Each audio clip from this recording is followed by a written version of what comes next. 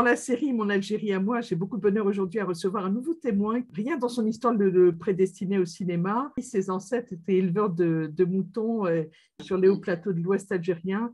Et il nous expliquera peut-être tout à l'heure comment le déclenchement de la guerre d'indépendance, la guerre d'Algérie, a mis fin à ce mode de vie traditionnel et surtout aura sans doute décidé de son destin. Je vous propose de retrouver par visioconférence, parce qu'on a quelques milliers de kilomètres de distance, Larbi Belchiha, qui est réalisateur, documentariste. Il nous dira un petit peu tout ce qu'il fait. Bonjour ou bonsoir Larbi, parce que bonjour chez moi, bonsoir chez toi. Bonsoir de Bretagne. Merci d'avoir accepté. Et on va faire un petit clin d'œil à la personne qui nous a mis en commun, c'est Geneviève Bueno, qui m'a dit, écoute, toi qui fais des interviews, qui fait parler, réagir des gens sur Mon Algérie à moi, il y a un type chic qui travaille sur un dossier que tu n'as jamais encore abordé. On va échanger aujourd'hui, en particulier dans ton Algérie à toi, sur la question des essais nucléaires en Algérie, qui sont l'une des questions brûlantes relevant du passé colonial commun. Je voulais qu'on l'aborde avec toi, d'autant plus cette question, tu la maîtrises, tu la connais parfaitement. Comme tu le disais tout à l'heure, au déclenchement de la guerre, mes parents, ils étaient toujours des éleveurs, et au déclenchement de la guerre, tous les ruraux ont été entassés dans des camps de regroupement. On n'ose pardon, plus pudiquement aujourd'hui dire camp d'internement. Ouais, à l'époque, on appelait ça camp de regroupement. Oui, des camps d'internement. Je vais le décrire en quelques mots, parce que j'ai des souvenirs très précis de ce camp. J'ai vécu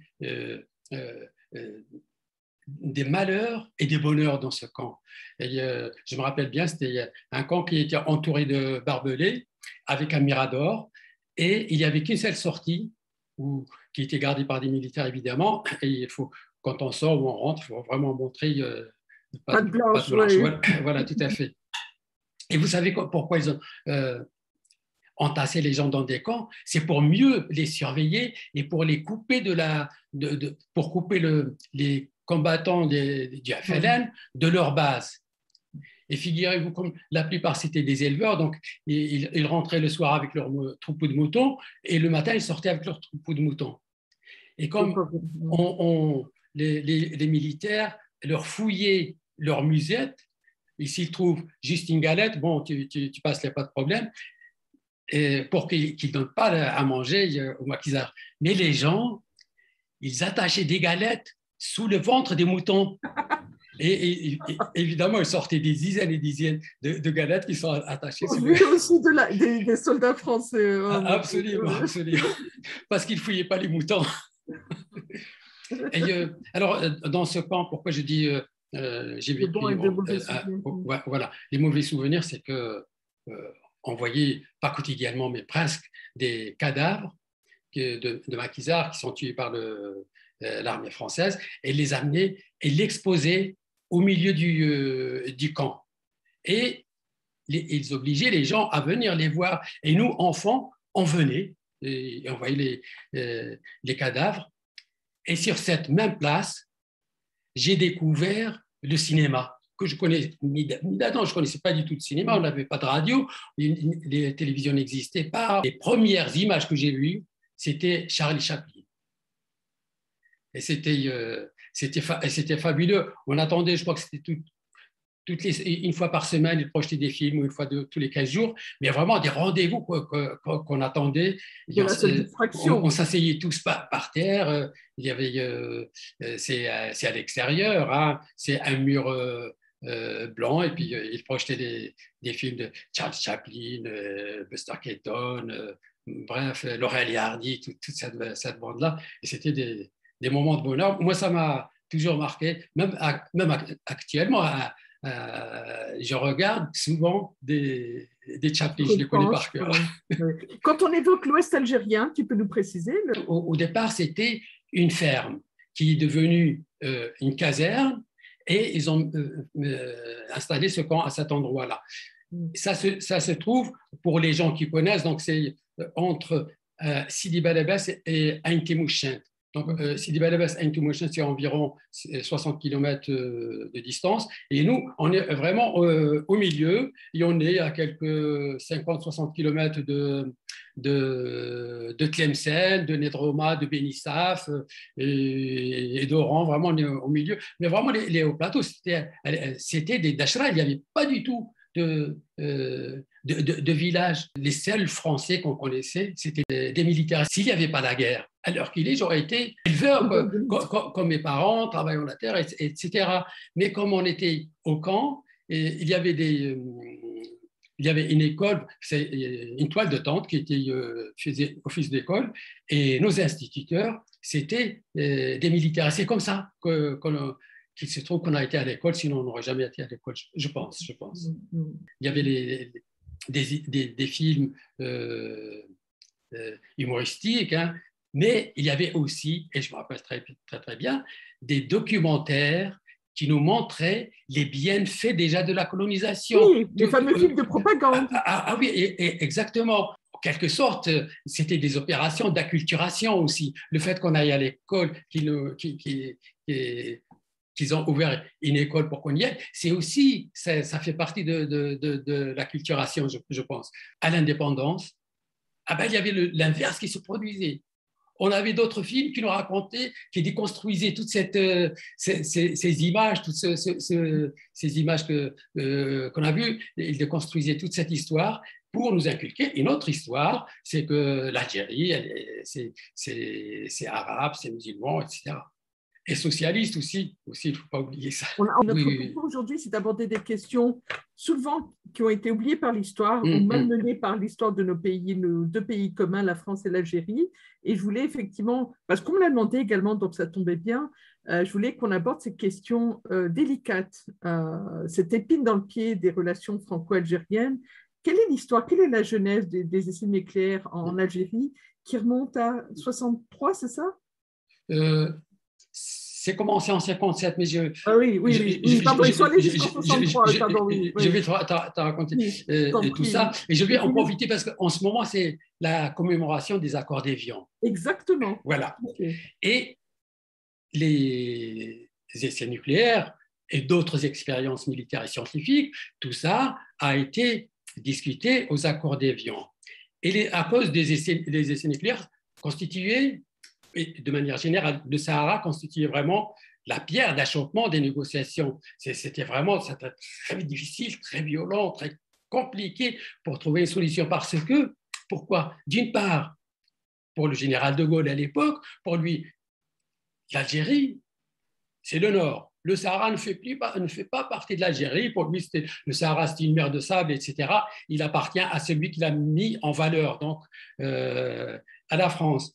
Les Algériens de l'autre côté disaient, nous, on discute d'aucune question sans résoudre la principale, c'est la souveraineté sur l'ensemble du territoire national. Et ça a été discuté, ça a se disputé.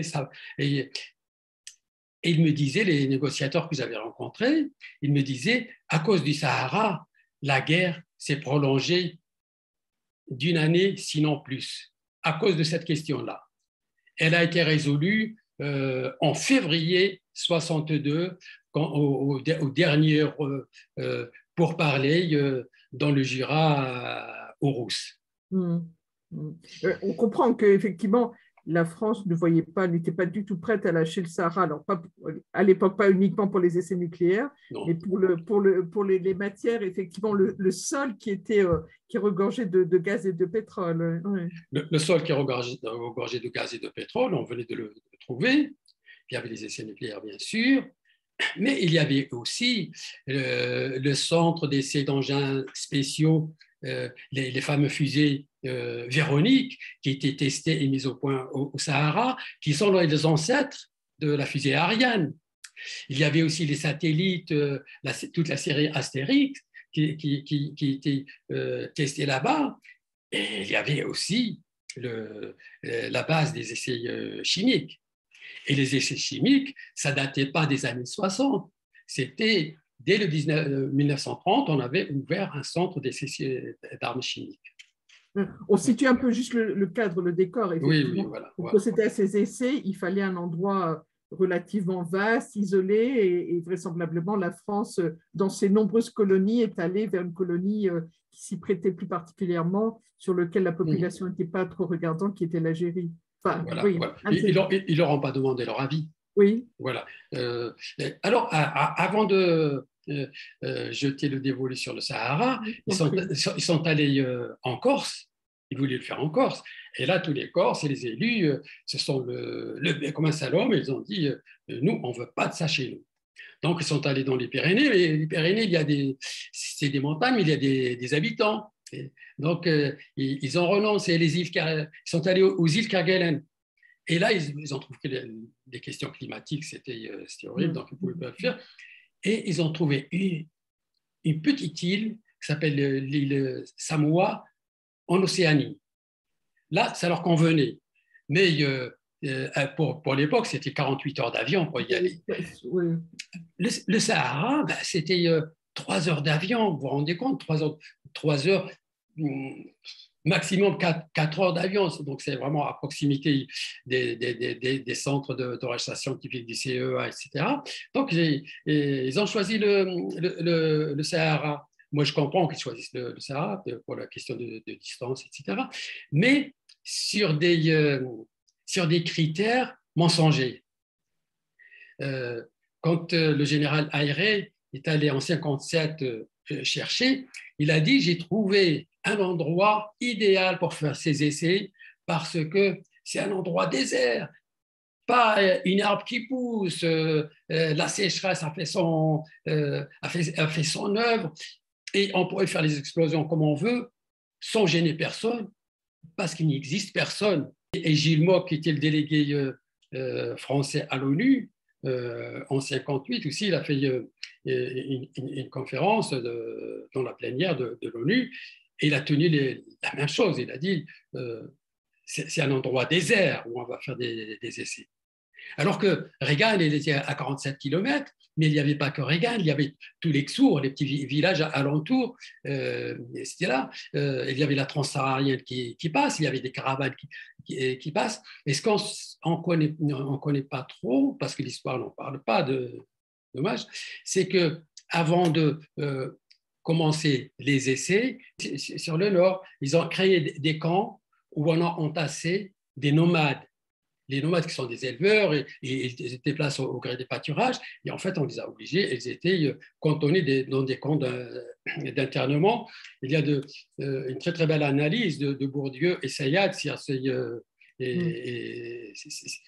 tous les méfaits humains, sociaux, etc., de regrouper, d'obliger ces nomades qui ont l'habitude ils n'ont pas de frontières, ils se déplacent tout le temps, c'est des enfants du vent. Et du jour au lendemain, on les met dans un encerclement. Pour eux, c'était une prison. C'est le seul endroit à l'époque où la France se livre à des essais nucléaires. Absolument, c'est le seul endroit. Avant d'aller en Polynésie française. Avant d'aller en Polynésie française, non, c'est vraiment le seul et unique endroit. Ils sont allés d'abord, donc ils ont commencé à construire les bases en 1957.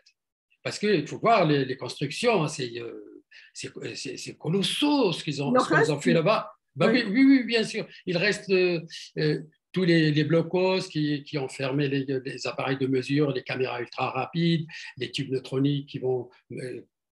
tout ça mesure l'effet parce que c'est ça les essais. Il faut absolument mesurer l'explosion en une fraction de seconde. Il faut tout mesurer pour analyser tout ça et pour toujours rendre la bombe la plus performante possible, la miniaturiser, etc., pour équiper les avions. Ils ont construit des pistes d'atterrissage, ils ont construit des immeubles qui existent toujours aujourd'hui de plusieurs étages, qui sont déserts, évidemment, personne n'y habite, mais qui existent toujours aujourd'hui. Ils ont construit des stations d'épuration, ils ont construit,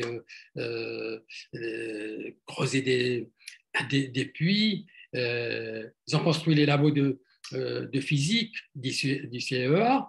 Vous avez des kilomètres et des kilomètres de galeries. sous terre, à 100 mètres sous terre. Moi, je me suis aventuré avec d'autres, on a fait peut-être 400 ou 500 mètres. Après, on a fait demi-tour parce qu'on avait quand même peur, il n'y a pas de lumière, etc. On avait peur de s'y perdre. Et c'est là-bas, je crois qu'on est les seuls à y pénétrer dans ces labos. Et on trouvait plein d'endroits où il y avait des portes à l'époque, mais ils étaient obstruables des parpaings enfermés. Et on se demande qu'est-ce qu'il y a derrière, parce que ce sont des labos où on analysait tous les échantillons qui étaient prélevés dans le nuage, parce qu'il y a l'explosion, il y a les avions équipés de filtres ou bien des fusées qu'on envoie dans le nuage pour récupérer cette matière radioactive pour les analyser. Donc, ils étaient analysés là-bas dans ces labos avec des robots. C'était vraiment ultra perfectionnable, des robots, etc. Et est-ce que ces échantillons sont toujours là? Est-ce que ces robots sont toujours là? Parce qu'ils sont ultra radioactifs, ultra contaminés au plutonium. C'est des millions d'années de plutonium pour qu'il commence à baisser d'intensité. Voilà, il reste tout ça. Quand vous allez sur les points zéro, parce que bon, il y avait la base vie qui était à quelques kilomètres de Reagan, mais la base avancée, elle était à une quarantaine de kilomètres. Quand on va par là-bas, vous avez partout, ils appellent ça les peaux de léopard. Vous voyez partout des taches noires, et en fait, les taches noires, c'est du plutonium. Et c'est à 50 km de Reagan, et le plutonium, quand il est dans la région, quand il y a des vents de sable, c'est hyper violent, le vent de sable. Quand vous voyez le pare-brise des voitures, il est tout piqué par les vents de sable. Et donc, quand il y a les vents de sable, comme c'est abrasif, il rabote un petit peu le plutonium. Évidemment, il y a des particules microscopiques de plutonium qui vont dans l'air, ils vont voyager. Il y a des gens qui vont les inhaler, quelqu'un qui a une blessure, puis vous avez une particule qui se pose dessus, eh ben c'est une irradiation cutanée, ça peut tomber dans l'eau ou sur l'herbe et des animaux les mangent, etc. Bon, c'est vraiment un écosystème, hein. C'est pas que les humains. Non, c'est vraiment tout l'écosystème est impacté par ça. Le problème, il a été impacté pendant les explosions. Mais après aussi, et aujourd'hui aussi, c'est impacté parce que l'air est vicié, tous ces effets délétères, ils voyagent, ils sont dans l'air, ils sont dans l'eau, ils sont dans l'herbe, etc. Tu l'as évoqué dans ton dernier documentaire, on parlera celui qui est en préparation. Tu t'es rendu sur la zone accompagnée sans la moindre difficulté. Enfin, sauf erreur de ma part, il n'y a pas de démarcation particulière. On rentre dans cette zone sans aucun contrôle. Ça paraît quand même surprenant, quoi. Et est-ce que les populations qui ont été exposées à l'époque avaient notion de la dangerosité extrême des essais? Absolument, absolument pas, absolument pas. Parce qu'en arrivant en 57, ils n'ont pas à informer les gens qu'ils viennent pour des... Personne, de toute façon. Déjà, il n'y avait personne. Voilà. Ils n'ont pas été informés et ils étaient contents de venir là-bas parce qu'il y avait aussi une main-d'œuvre abondante et peu chère. On avance le chiffre entre 3 000 et 5 000 pélos, ils les appelaient les pélos, population laborieuse des oasis, à travailler sur les sites. Et dans quelles conditions, bien sûr, qui travaillent. Et les gens n'étaient pas du tout informés. Et quand ils ont arrêté les essais, parce qu'ils ont fait les essais atmosphériques donc, dans la région de Reagan, après, sous la pression des pays voisins, de l'opinion internationale, etc., ils étaient obligés parce que c'était en plein moratoire d'interdiction des essais atmosphériques. Donc, ils ont cessé les essais atmosphériques et sont allés dans le Hogarth pour les faire en souterrain. Mais comme une base nucléaire, c'est une grosse industrie. Il y a tout, il y a de la ferraille, il y a des choses qui peuvent être utiles, etc. Et les gens, ils sont allés sur la base, ils récupéraient tout ce qu'ils trouvaient. Et moi, je l'ai vu chez eux, ils l'utilisent. Chez eux, ils ont utilisé des poutres métalliques, et ils utilisent des bouts d'aluminium, ils ramenaient plein de trucs de la base. C'est radioactif, évidemment. Mais ils n'étaient pas informés, c'est ça le problème. Ça donne quoi en conséquence sur la santé des populations et des générations qui sont nées après ces essais nucléaires et ces essais chimiques dans le sud algérien? Alors, moi, j'ai rencontré aujourd'hui, je crois que tous les témoins oculaires, ils ne sont plus de ce monde. Moi, je les ai rencontrés en 2007, 2008, jusqu'à 2009, 2010. Et j'ai rencontré l'infirmier, un monsieur d'Oregon qui était infirmier avec les militaires. Et lui, comme il était déjà sensibilisé aux choses médicales, il me racontait, il me dit, avant, on n'avait pas autant d'handicap, autant de maladies de ce type, mais depuis les essais, on a ces maladies. Et en fait, ce qu'il me racontait, lui, je l'ai découvert 10 ans après, en Polynésie, on me racontait la même chose. Pourtant, ils ne se connaissent pas, et ils ont vécu exactement la même chose. Et ce qu'on peut reprocher aussi, c'est qu'en partant, on n'a pas fait d'études épidémiologiques pour savoir l'état sanitaire. On n'a pas fait ne serait-ce qu'un registre des cancers, des poumons, de la thyroïde, etc., pour savoir. Tout ça, rien n'a été fait. Oui, on a été interpellé en France il y a quelques années avec le scandale de l'amiante, effectivement, avec une prise en charge, absolument, une reconnaissance en qualité de maladie professionnelle des personnes qui étaient exposées à l'amiante, et on sait dans quelles conditions. Mais pendant que je t'écoutais attentivement, je regardais effectivement des indications sur le plutonium, qui est nocif pour le vivant au niveau du centième de milligramme, par sa radioactivité, qui détruit le noyau des cellules vivantes pendant une durée supérieure à sa demi-vie, 24 000 ans, causant leucémie, cancer, mutation héréditaire. Ah oui, absolument. C'était quoi l'idée en partant, en laissant une partie du bâti existant, en enfouissant ou en démantelant certaines des structures? La France s'est dit quoi? On part, c'est l'indépendance, c'est plus notre problème? Ce sera le problème des Algériens? Je vais vous dire une chose, je crois qu'il y a peu de chances qu'ils le savent. Moi, vous savez, je passe mon temps dans les archives, etc. Et j'ai trouvé un document d'archives qui a été rédigé en 1967. Et donc, l'état-major français envoyait une note confidentielle à ses services, dire il vaut mieux ne pas démanteler les sites nucléaires du Sahara parce que c'est possible qu'on les réactivera par la suite, et l'État algérien ne voit pas d'inconvénient à cela. Et c'est un document, et il n'est pas secret, il était secret à l'époque, mais maintenant il est déclassifié. Et parce qu'il pensait revenir, évidemment, il pensait revenir parce que c'est tellement plus pratique le Sahara que la Polynésie. La Polynésie, c'est 16 000 kilomètres quand même. Voilà. Et ce que je voulais dire aussi, c'est que, mais peut-être aussi le fait de le faire à côté d'une ville comme Regan et tout ça, mais peut-être que les populations, j'affirme rien, mais c'est une hypothèse, peut-être que les populations font partie du scénario. Peut-être. On est en mesure de se poser la question. Oui, puisque avant chaque explosion, on passe dans les tours, leur distribuer des dosimètres et leur expliquer qu'il ne faut pas rester à l'intérieur, etc., lors de l'explosion.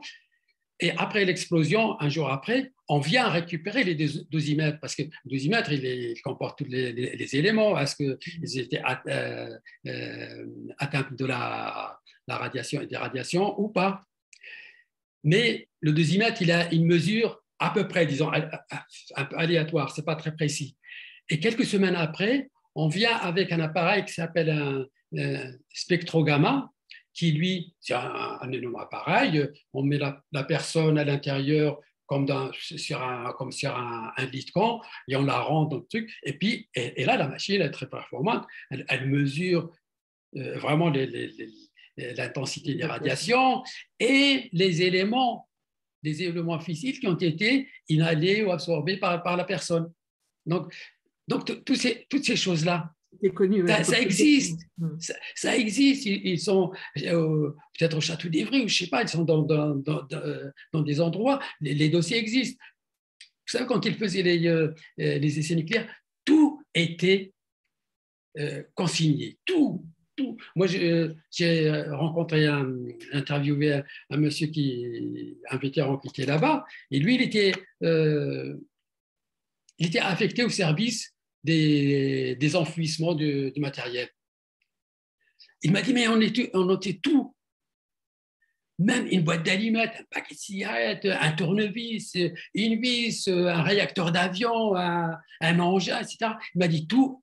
Il m'a dit, je passais ma journée à taper à la machine à écrire, à faire des listes du matériel qui a été enfoui. Et tout a été filmé aussi. Il y avait des caméras partout parce que c'est des zones militaires, très sensibles, très secrètes. Et puis on voulait savoir aussi ce que, pas que les populations, mais ce que les militaires eux-mêmes, leur comportement psychologique, tout ça, est-ce que, par exemple, parfois, après chaque explosion, on va leur dire, vous allez sur le point zéro, faire des prélèvements, etc. Ah ben, les gens, ils vont, ils ne se posaient pas de questions. Je leur disais, mais vous savez que c'était dangereux, pourquoi vous allez dire, oui, mais nous, si la hiérarchie nous dit d'y aller, c'est qu'il n'y a aucun risque. Et puis en mettant au passage le niveau de protection, enfin, on leur fait prendre des douches, c'est de l'eau, je crois, ni plus ni moins. Oui, oui, bien sûr. Les combinaisons de protection, c'est de la combinaison, ça ne protège pas grand-chose. Non. Il y a un rapport je crois qu'il a été déclassifié. Il me semble qu'il a été déclassifié, mais moi, il y a un expert qui m'a montré quelques pages sur une opération qui s'appelle l'opération Garigliano, qui a eu lieu le 25 avril 61. On a amené les militaires, et il y avait aussi de la population, parce que j'ai rencontré quelqu'un de Aoulef qui travaillait. Il m'a dit, moi aussi, j'y étais ce jour-là. On a passé la nuit donc à la Belle Étoile. Ils étaient à 3 km du lieu d'explosion. Et le matin, on les a réveillés avant l'explosion. Et on leur a dit, maintenant, vous allez regarder l'explosion se fait. Donc, ils ont assisté à l'explosion. Ils ont bien vu que c'est une explosion atomique. Après, l'ordre est venu. On leur a dit, bah, vous allez là-bas où vous avez vu l'explosion. Et les gens sont partis, ils sont allés, ils ont manœuvré à pied et tout ça jusqu'au moment où on leur dit, stop, vous revenez parce que ça devenait trop radioactif. Et dans ce rapport, c'est bien dit que c'est une opération qui consistait à évaluer les comportements physiologiques et psychologiques des individus. Est-ce qu'ils vont se rebeller, refuser d'y aller, ou est-ce qu'ils vont accepter? Et le but, c'était un test pour savoir si le militaire, si l'individu peut, en cas de conflit nucléaire, il va se battre quand même sur le champ de bataille. Oui, on apprend des choses. Hein. Bon, moi, je trouve que c'est peut-être que c'était la guerre froide, etc., mais ça ne justifie pas tout. Mais ce n'est pas que la France, toutes les puissances nucléaires ont fait la même chose. Il y a qui en fait pire. Voilà, et puis on est en pleine actualité, effectivement, du conflit. Voilà, exactement. Oui, bien sûr. On sait combien, effectivement, la menace nucléaire ou la suprématie de détenir l'arme nucléaire est prépondérante aujourd'hui. Elle était sans doute déjà à l'époque. Je disais tout à l'heure, je revenais sur le fait que quelques personnes, on n'a pas mesuré, ou en tout cas on n'a pas accès aux données épidémiologiques de l'époque. Est-ce que toi, tu as eu accès à des informations sur une mortalité qui aurait été plus importante depuis depuis ces essais nucléaires dans le sud de Saharien, sur des données médicales, sur de nombre de cancers, ou c'est classé également c'est pas que pendant les essais, oui, c'était classé, donc on ne pourrait pas y accéder. Mais après, il n'y avait pas de recherche, il n'y avait rien. Moi, j'ai rencontré le chef de service de l'hôpital de Reagan. Il m'a dit, on sait qu'il y a des maladies radio-induites, mais on n'a pas de plateau de prise en charge, on n'a pas de spécialiste, on n'a rien, on ne sait pas. Mais il a constaté quand même qu'il y a beaucoup de pathologies liées à la thyroïde, liées au cancer du poumon. Et comme c'est un médecin, il connaissait les maladies radio-induites. Il voit que c'est des maladies radio-induites, mais il n'y avait pas de véritable enquête. Il n'y a pas. C'est pas comme, par exemple,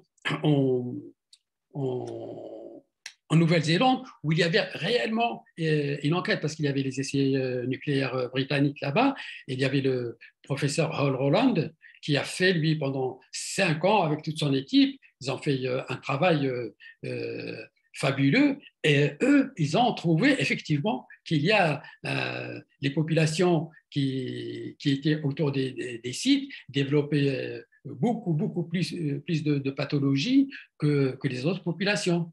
Et c'est lui, son équipe, qui ont compris que les maladies radio-induites, elles deviennent un peu, en quelque sorte, c'est pas héréditaire, mais tout comme, c'est-à-dire que la personne qui a une maladie qui a été irradiée, il passe cette maladie à ses enfants.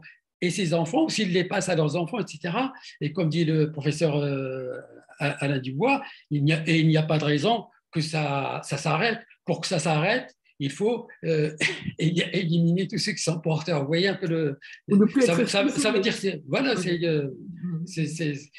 quelque chose qu'on ne peut pas arrêter. Et ça altère le génome humain. Et ça, c'est le biologiste français Jean Rostand. Déjà dans les années 60, il disait ça, il racontait ça. J'imagine qu'en Nouvelle-Zélande, l'enquête qui a été faite a permis, entre autres, une indemnisation des personnes qui avaient été exposées, une prise en charge. Je ne sais pas, mais bon, en Angleterre, les associations sont très puissantes, et même il ne reste plus beaucoup de vétérans anglais, mais leurs enfants aussi, ils se sont organisés en associations, et il y a dans ces associations même, il y a des gens qui disent qu'il ne faut pas que les enfants de vétérans aient eux-mêmes des enfants, pour arrêter cette transmission intergénérationnelle. Toi qui étais du côté de Reagan, tous ces cas-là qui ont été victimes d'essais nucléaires, la population mesure également le degré de nocivité. Il te parle de prise en charge médicale. Comment ça se passe? Il n'y a pas réellement de prise en charge médicale, parce que là aussi, c'est une lacune. Il y a un hôpital à Reagan, il y a l'hôpital à Adrar, il y a Tamanrasset, etc. Mais c'est pour tout le monde, mais il n'y a pas une prise en charge spécifique. Alors qu'en Polynésie, par exemple, sous la pression aussi des associations et des Polynésiens, on a créé des centres de suivi et spécialisés pour les gens qui sont atteints de maladies radio-induites. Au Sahara, on aurait dû commencer par ça. Ça n'a pas été fait. On aurait commencé aussi par informer les gens. Ça n'a pas été fait. Voilà, c'est ça le problème. Et c'est toujours pas fait. C'est toujours pas fait. Nos deux pays se renvoient la balle, chacun de c'est pas moi, c'est la faute de l'autre. Les Algériens clament que ils on leur a pas laissé les plans des sites, donc ils n'ont pas pu accéder aux structures. Les Français, à l'inverse, disent mais quand on est parti, effectivement, c'était plus la responsabilité de la France, on a laissé des plans aux Algériens, et 60 ans après, on est toujours pratiquement 60 ans après. Mais voilà, on revient aussi aux accords d'Évian. tout ça, ça a été discuté, âprement discuté aux accords d'Évian. On n'a pas laissé un mot en dehors de la discussion. Tout a été discuté. Mais on ne sait pas exactement ce qui a été discuté parce que c'est une annexe qui reste une annexe secrète, on ne sait pas. Mais moi, il y a un des négociateurs qui m'a tout raconté et à la fin, il m'a dit « Mais ce que je vous dis là, vous ne trouverez dans aucun document écrit. » Ça veut dire ce que ça veut dire. Néanmoins, il y a un article, l'article 32, dans les accords d'Évian, dans les déclarations d'Évian, l'article 32 stipule la France réparera, je vous dis ça de mémoire, hein, la France réparera et assumera tous les dommages causés par ses forces militaires. Donc, ça, c'est opposable. Pourquoi l'Algérie n'a pas porté plainte, n'a pas intimé l'ordre à la France de dépolluer, d'assumer aussi des soins pour les gens, etc. Je ne sais pas, je ne sais pas. Les Australiens ont obligé les Britanniques d'aller dépolluer. Ils l'ont fait, ça a coûté des sommes colossales, mais ils sont allés, ils ont raclé les sols sur des milliers de kilomètres carrés pour enlever tous les sols qui étaient contaminés. Donc, ça a été fait, ça coûte très, très cher. Ben, au Sahara, il faut absolument le faire. On ne peut pas laisser ça comme ça, parce que si on l'enlève, la radioactivité, elle est quasiment, comment dirais-je, elle est limitée. Certains éléments, ils sont, comme l'uranium, c'est des millions d'années. Non, mais il faut faire quelque chose. La population continue à être exposée parce que dans un des documentaires qui a fait, il n'y a absolument pas de. Enfin, on peut accéder à ces zones qui devraient être des zones complètement interdites. On y va. Alors, c'est vrai qu'on ne va pas se promener tous les 4 matins dans le désert, mais on peut accéder sur les sites qui sont loin d'être dépollués, sans aucune. Tranquillement, sans aucune protection. Ces sites ne sont absolument pas gardés. Et d'ailleurs. L'image qui est derrière vous, c'est la montagne des Neckar, là où on a fait les essais souterrains. Et il se trouve que vraiment, vous avez la tête sur le carreau E2, là où il y a eu l'accident. Donc, et là, je suis allé plusieurs fois. Quand on arrivait là-bas, il y a des chameaux, il y a des ânes qui viennent brouter parce qu'il y a de l'herbe aussi, ils viennent brouter. Il y a des gens qui viennent récupérer des métaux. Il y avait une barrière, mais la barrière elle est complètement effondrée de chaque côté, donc on rentrait sans problème. C'est pas surveillé. Tu avais fait un premier documentaire sur cette question des essais nucléaires en Algérie il y a une quinzaine d'années. Ça fait 15 ans, c'est ça? Alors, le premier, c'était en 2007. 2007 le deuxième, en 2008. Le troisième en 2010. Ensuite, je suis allé en Polynésie. Il y a un documentaire. Ah oui, ouais, là, il y a un documentaire en préparation. Ça fait plusieurs années que je travaille dessus, qui me tient tellement à cœur. J'ai quand même réussi à trouver des financements un peu partout. Et je remercie les Allemands qui m'ont financé sur ça. Je remercie aussi les parlementaires écolos de l'Union européenne qui m'ont aidé. Je remercie aussi mon producteur qui me suit vraiment dans ça. Et on a monté une mission scientifique. On a fait un appel d'offres pour rechercher un labo qui soit indépendant, ça c'est très important, et qui n'a pas de conflit d'intérêts. C'est-à-dire un labo qui ne travaille ni avec les États, ni avec l'industrie. Vraiment un labo indépendant. Et c'est l'appel d'offres, c'est la CRIRAD, le labo de la CRIRAD qui qu'il y a eu le marché. Et donc, on est prêt, tout est prêt, tous les protocoles scientifiques sont prêts. Il ne nous reste que d'aller une semaine sur les sites pour faire des mesures sur place, pour faire des prélèvements et pour faire un état de lieu radiologique de la situation. Malheureusement, je prévoyais d'aller là-bas au mois de février de cette année.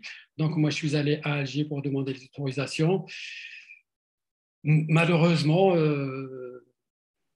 je crois que je n'ai pas eu les autorisations parce qu'on m'a dit ni oui ni non, mais on ne m'a pas donné les autorisations, donc je n'ai pas pu y aller.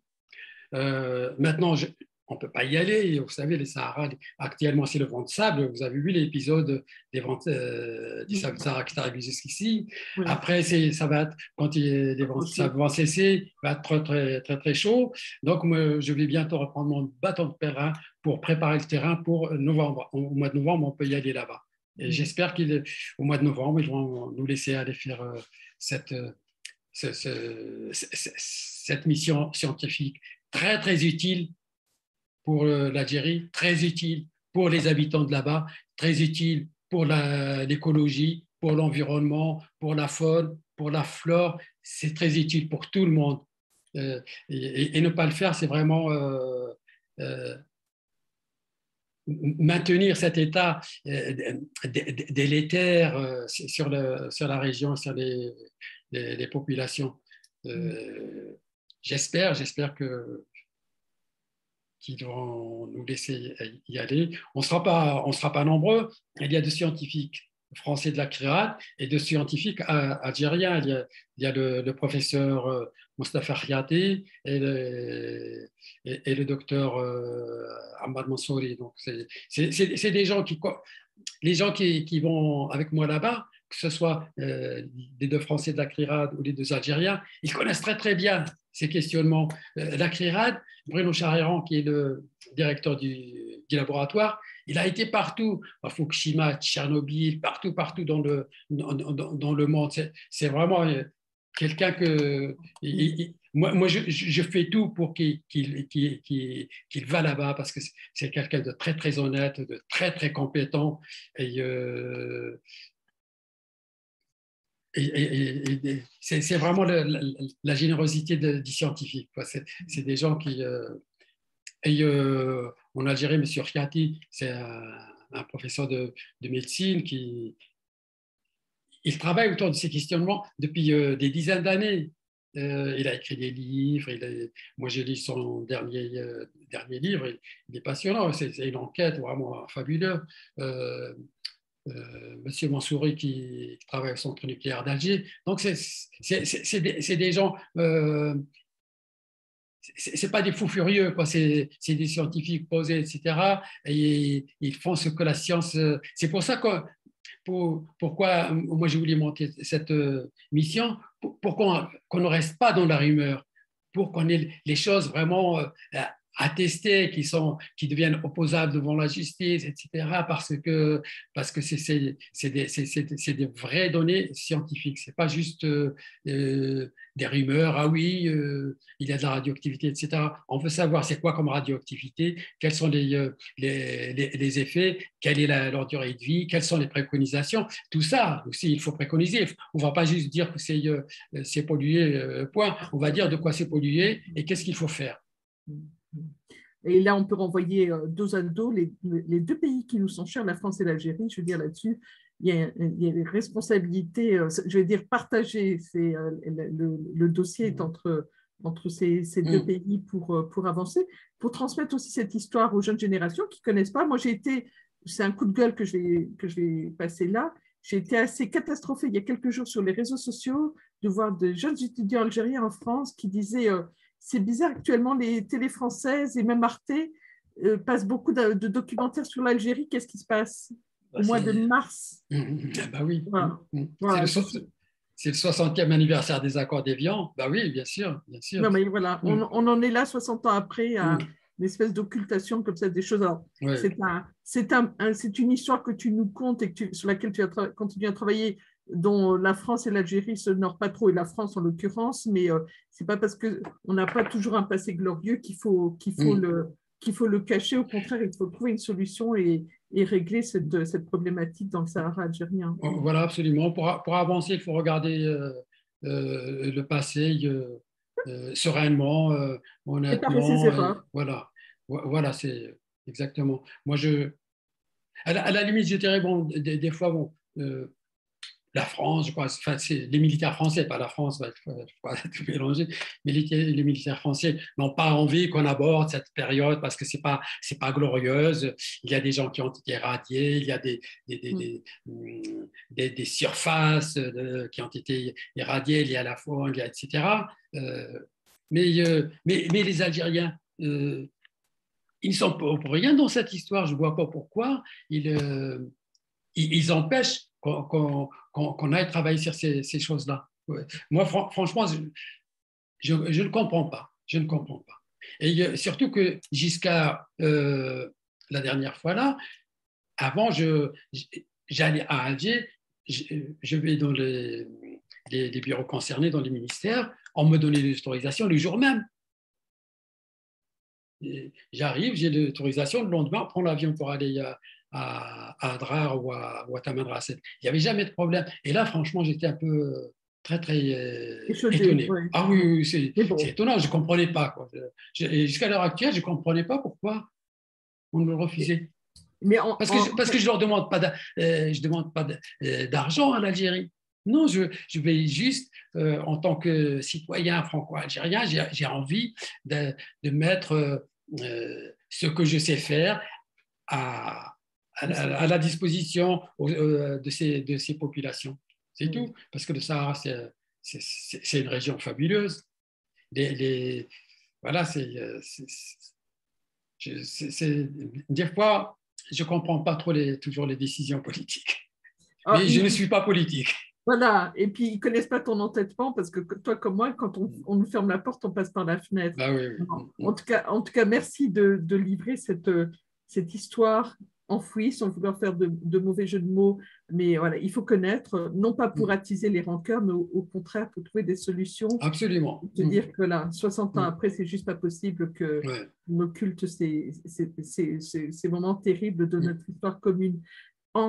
Si tu m'autoriseras, je finirai peut-être sur cette petite remarque. En lisant ta biographie, j'ai découvert que tu avais été chef opérateur de René Vauthier. Oui, c'est un ami, René Vauthier, oui, bien sûr. Oui. Bah, on était voisins aussi. Parce qu'après Montreuil, il est venu habiter en Bretagne. Et donc, il était à Cancale, à 60 km de chez moi.